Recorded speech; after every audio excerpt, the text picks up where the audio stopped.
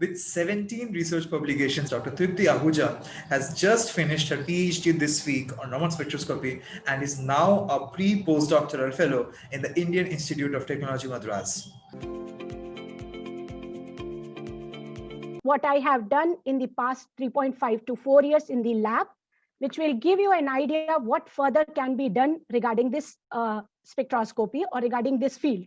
If the scattered energy is higher or lower as compared to the incident energy, it is termed as inelastic scattering, and it was being discovered by Sir C.V. Raman himself. But in order to focus this sunlight, he used the telescope and the lenses in such a way that the light can be focused on the sample chamber.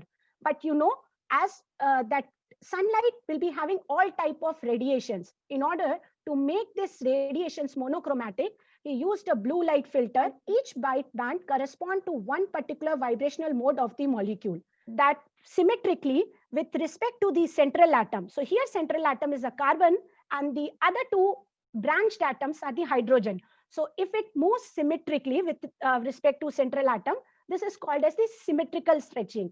But if a molecule moves in such a way that it is asymmetric with respect to the central atom, it is asymmetric stretching. 3.14, which is the asymmetric distortion, and this is the symmetrical stretching corresponding to the CCl4.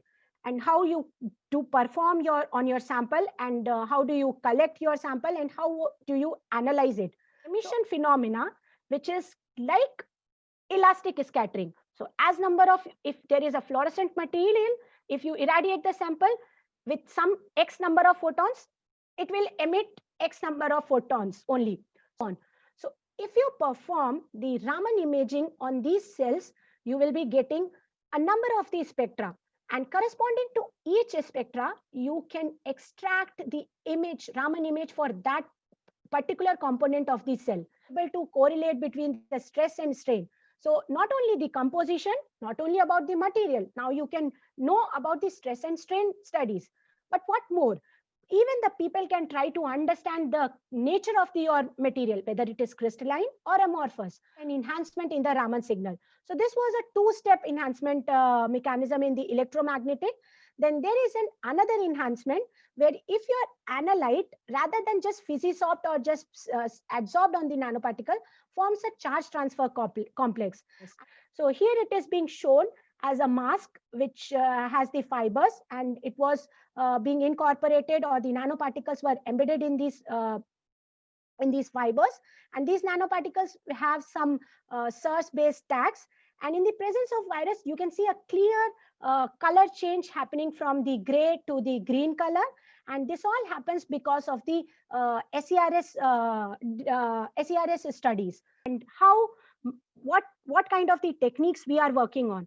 So definitely SERS and TERS have gone to the single molecule detection, but still there are some limitations with this TERS technique. Laser exposure, it undergoes the transition from non-active to, in such a way, it transitioned to some orientation, or some of the rearrangement has happened in these nanoparticles that gives you to the appearance of the SERS signals of the citrate molecules.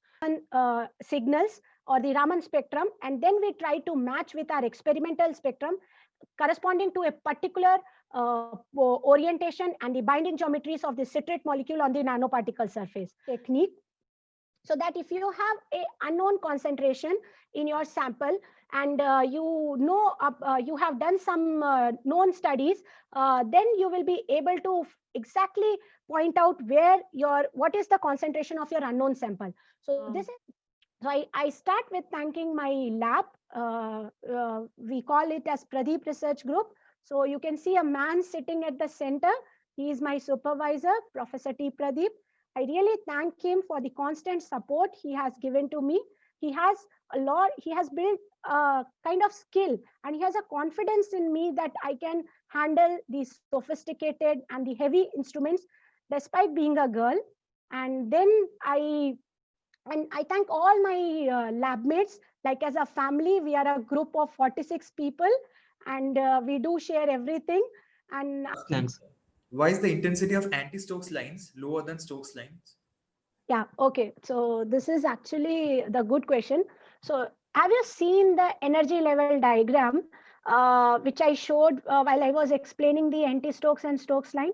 So you saw that anti-Stokes line actually happens from the excited state. The initial excitation of the molecule also has to happen from the excited state.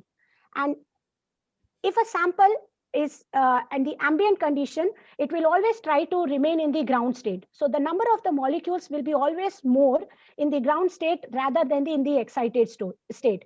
So the kind of the vibrational excitation which can happen will be more for the ground state, that is corresponding to the Stokes line. And in terms of the anti-Stokes, the number of the photons will be very less at the normal temperature. So the anti-Stokes line are less intense as compared to the Stokes.